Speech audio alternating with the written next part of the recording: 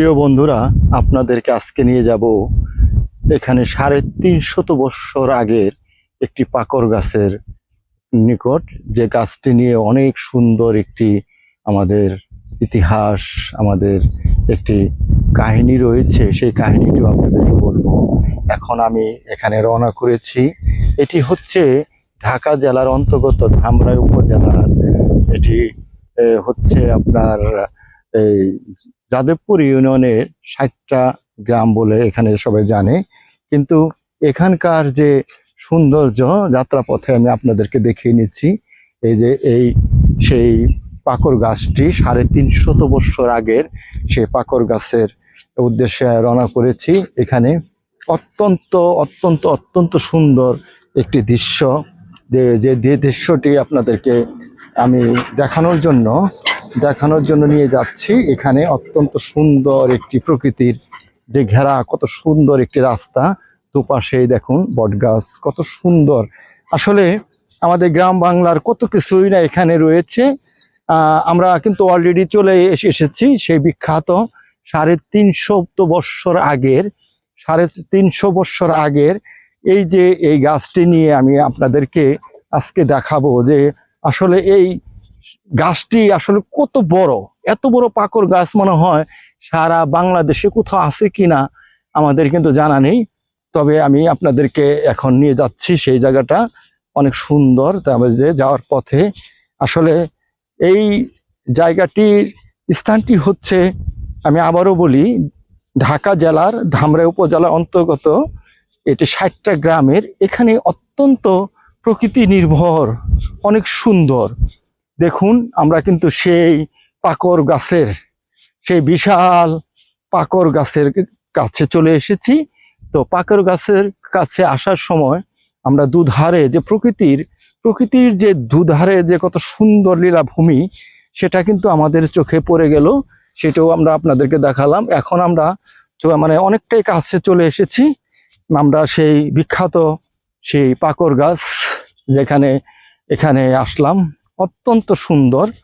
এখানে যেটা হচ্ছে সেই পাকর গাছ আমি আপনাদেরকে দেখাই।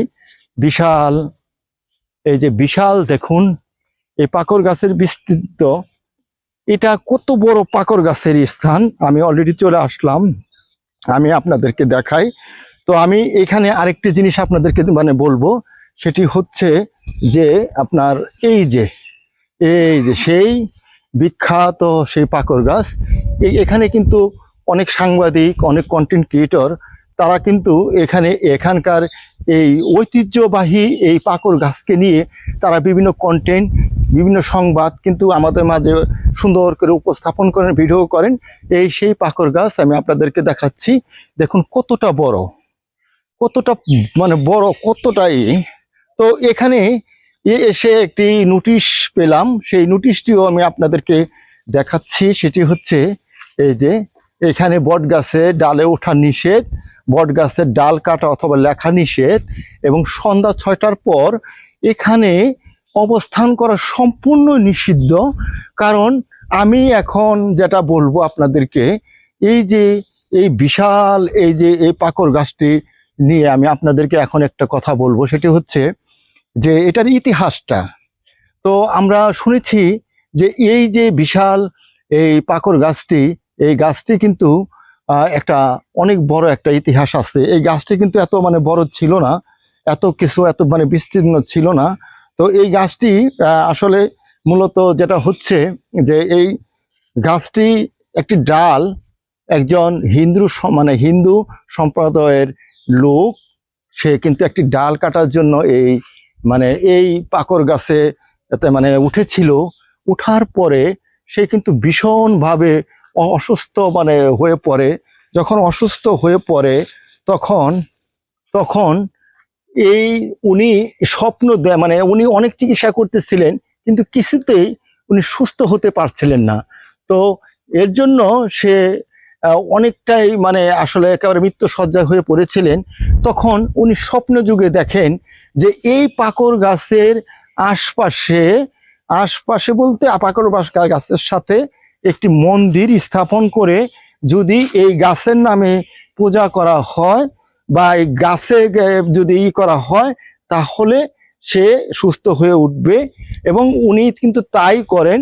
পরবর্তীতে ওই মানে দেখুন এই পাকর গাছের যে সাথেই এই মানে মন্দিরটি মানে স্থাপিত হয়।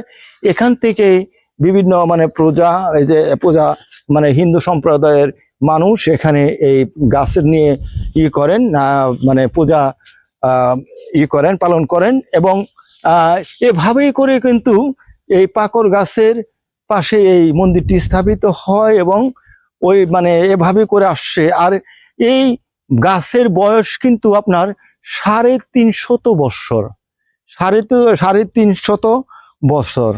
তো যাই হোক, আমরা মানে এখানে এসে অনেকটাই ভালো লাগলো। আপনাদের আমি পুরা এটাই দেখাচ্ছি। দেখুন কি আসলে এই 350 বৎসরের ঐতিহ্য এই পাকর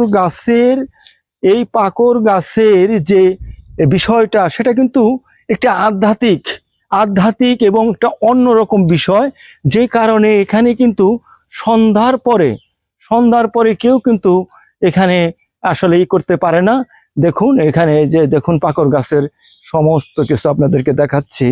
এখানে অনেকটা বিশাল একটা পাকর গাছ, যে বিষয়টা দেখুন তার শিকড় প্রতিটা স্থানে কিভাবে করে হয়ে গিয়েছে। তো যাই হোক, এখানে আমরা আরো কিছু এখানে আপনাদেরকে দেখাবো। এখানে দেখুন অনেক প্রশান্তি, পাখির কিচিমিচি ডাক শুনলাম। আর এই 350 বৎসরের এই পাকর গাছের ইতিহাস আমাদেরকে আসলে মানে মুগ্ধ করেছে। এবং এই দেখুন আমরা দেখাই যে এটা কত বড় পাকর গাছ। এখানে দেখুন কত সুন্দর করে, কত মানে এটা বিস্তর, এটা শাখা প্রশাখা দেখুন কতটা। এখানে কিন্তু একটা অস্বাভাবিকতা, এখানে এই 3.5 বৎসর এই কালে সাক্ষী হয়ে রয়েছে এই পাকর গাছ। তো আমরা যেটা বলবো যে আপনাদের কাছে অনেকক্ষণই আমরা আপনাদেরকে আমাদের সাথে ছিলেন। এই পাকর গাছের যে বিষয়টা, এই পাকর গাছ একটি ঐতিহ্যপূর্ণ, এটা আমি মানে আবারও আপনাদেরকে বলে দিই যে আমি এখানে মানে ঢাকা জেলার ধামরাই উপজেলার অন্তর্গত। এটি হচ্ছে যাদবপুর 4 নং যাদবপুর ইউনিয়ন পরিষদের আওতায় 60টা গ্রাম নামক স্থান থেকে আমি কিন্তু এই ভিডিওটি আপনাদেরকে উপহার দিলাম। আপনারা সবাই ভালো থাকবেন, এবং আমি আশা করব এই ঐতিহ্যপূর্ণ তথ্যবহুল এই বিশাল 350 বছর আগেকার এই বিস্তীর্ণ এই মানে পাকর গাছের এই বিষয়টি, এই ভিডিওটি আমাদের কিন্তু বাংলাদেশের একটি প্রকৃতির কালের সাক্ষী হিসেবে রয়েছে। তো আশা করি যাদের এই ভিডিওটি ভালো লাগবে, আপনারা কিন্তু অবশ্যই আপনারা লাইক কমেন্ট শেয়ার করে আমি এই যে আপনাদের জন্য যে ভিডিওটাই মানে উপহার দেওয়ার চেষ্টা করলাম, আমি আপনাদের প্রতি এই প্রত্যাশা রেখেই এবং আপনাদের অনেক সুস্বাস্থ্য এবং মানে শুভকামনা রেখে খোদা হাফেজ।